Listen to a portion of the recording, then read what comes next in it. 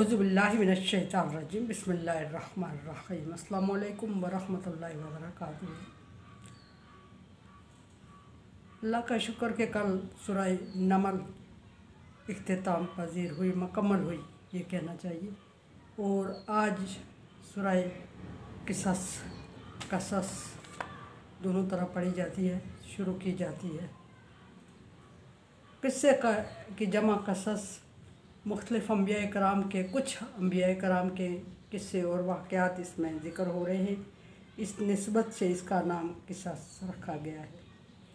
मक्की सूरत है, मक्के में नाज़िल हुई और इसकी 88 आयात और 9 रुकू हैं।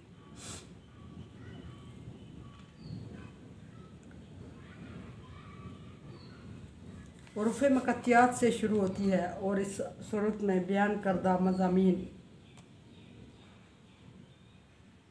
दर्ज झेल है या ज़िक्र किए जाते हैं।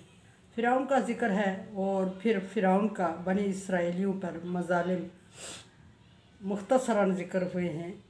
अहाता इसका इसलिए नहीं किया जा सकता कि अगर उसको तफ़सीलन ज़िक्र करना शुरू कर दिया जाए तो शायद कि ज़िंदगी कम पड़ जाए।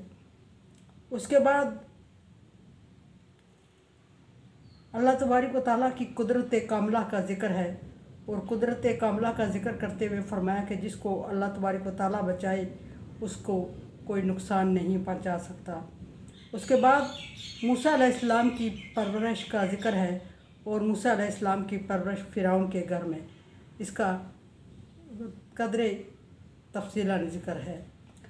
अब मूसा अलैहिस्सलाम की जवानी का ज़िक्र है और मूसा अलैहिस्सलाम के दोस्त के साथ एक किब्ती नौजवान का झगड़ा और किब्ती का मूसा अलैहिस्सलाम के हाथों कत्ल होना, इसका ज़िक्र है। और फिर कत्ल का राज फाश हो जाना और मूसा अलैहिस्सलाम का डर के मारे वो एरिया छोड़ जाना ज़िक्र है।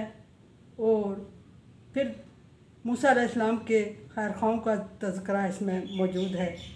और उसके बाद मूसा अलैहिस्सलाम की बस्ती मदियन में, शहर मदियन में आमद और उसके बाद वहाँ आके आबाद होना।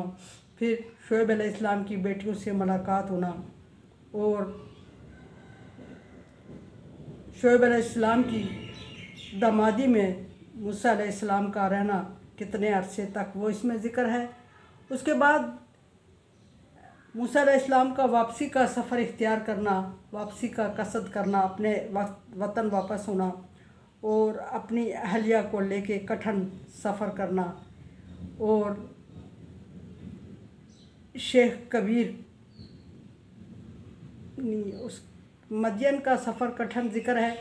और फिर शेख कबीर का निकाह मूसा अलैहिस्सलाम, यानी कि शेख उस एरिए के जो पैगम्बर शुएब अलैहिस्सलाम उनकी बेटी का मूसा अलैहिस्सलाम के साथ निकाह का ज़िक्र है। शुएब अलैहिस्सलाम के घर में रहना और फिर एक एग्रीमेंट के तहत वहाँ वक्त गुजारना और उसके बाद अपनी अहलिया को लेके वतन वापस होना। दौरान सफ़र नबूवत अता होना मूसा अलैहिस्सलाम को।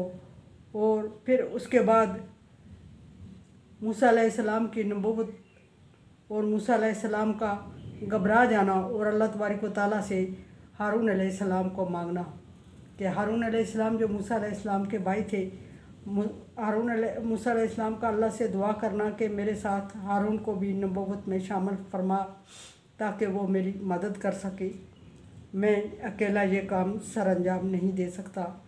फिर कबूलियत दुआ और अल्लाह तबारक व तआला का हारून अलैहिस्सलाम को नबूवत अता करना और फिर मूसा अलैहिस्सलाम और हारून अलैहिस्सलाम का फ़िरौन के दरबार में जाना ज़िक्र है।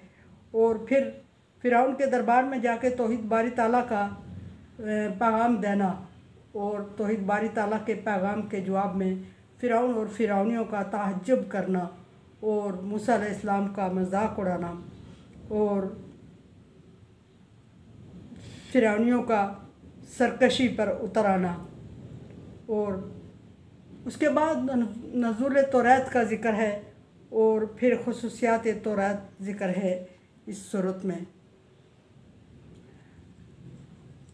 वाक़यात मूसा की ख़बर और दलील नबूवत ज़िक्र है इसमें, और कुफ़ार का सवाल और कुफ़ार के सवाल का जवाब ज़िक्र है इस सूरत में, सूरह क़िसस में।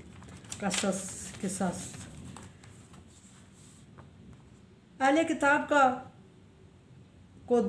का दौरा अजर, यानी अहले किताब को दौरा अजर दिया जाएगा ईमान लाने की सूरत में। अगर वो ईमान लाएंगे तो अल्लाह तबारक व तआला उनको दौरे अजर से नवाजेगा। और हदायत का ज़िक्र है, और फिर ये कि नबी के इख्तियारात को ज़िक्र करते हुए फरमाया कि हदायत देना नबी के इख्तियार में नहीं है, नबी का इख्तियार सिर्फ पैगाम पहुँचाना है। उसके बाद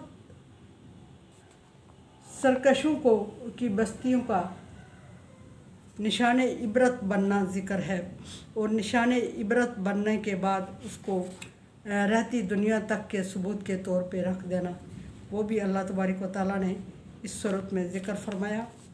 और उसके बाद दुनिया का फ़ानी होना ज़िक्र फरमाया कि दुनिया फ़ानी है और दुनिया में पाई जाने वाली हर एक चीज़ फ़ानी है। इसके बाद अल्लाह तबारक व तआला ने आखिरत को बाकी रहने वाली ज़िंदगी फरमाया, और आखिरत बाकी रहने वाली है और उसकी ज़िंदगी जो हमेशा की है वो ज़िक्र फरमाया। आगे अल्लाह तबारक व तआला ने इस सूरत में फरमाया कि मुख्तार कुल अल्लाह तबारक व तआला की ज़ात है, इसके अल्लाह के अलावा किसी के पास किसी चीज़ का मुकम्मल इख्तियार नहीं है। पैगम्बरों को, नबियों को, वलियों को इख्तियारात जो अल्लाह तबारक व तआला ने तफवीज़ किए हैं वही मिलते हैं और उन्हीं तक महदूद रहते हैं। कुदरत इलाही के लिए दलाइल दिए गए हैं सूरत में, और क़यामत के दिन का ज़िक्र है इसमें। और फिर जो अल्लाह तबारक व तआला के साथ जिनको शरीक ठहराते थे वो क़यामत के दिन नज़र नहीं आएंगे, इसका बाकायदा ज़िक्र है। कारून का ज़िक्र है, और कारून का तकब्बर ज़िक्र फरमाया अल्लाह तबारक व तआला ने इस सूरत में। कारून का तारफ़ ज़िक्र हुआ, तकब्बर ज़िक्र हुआ, और फिर कारून को तकब्बर की सज़ा मिली उसका ज़िक्र फरमाया अल्लाह तबारक व तआला ने। और उसके बाद अल्लाह तबारक व तआला ने इस सूरत में परहेज़गारों को ज़िक्र फरमाया, और फिर परहेज़गारी इख्तियार करने वालों को की जज़ा का ज़िक्र फरमाया, इनामात का ज़िक्र फरमाया, और फिर रोज़े महशर को ज़िक्र फरमाया। और रोज़े महशर को ज़िक्र करते हुए अल्लाह तबारक व तआला ने पैगम्बर को की इत्तबा करने वालों के इनामात और उनके लिए बशारतें ज़िक्र फरमाईं। ये अल्लाह तबारक व तआला ने सूरह क़िसस में चीदा जो अल्लाह तबारक व तआला ने इरशादात फरमाए उनको ज़िक्र किया, अहाता किया। इंशाअल्लाह कल सूरह क़िसस को हम शुरू करेंगे। कुरान समझे, देखे समझे और सब्सक्राइब करें, और सदका जारिया में मेरा साथ दें। अल्लाह तबारक व तआला का हुक्म तावन वाला बिर्री व तक़वा, नेकी और भलाई के कामों में एक दूसरे से तावन करें। सो चैनल को सब्सक्राइब और शेयर करके तावन करें। अल्लाह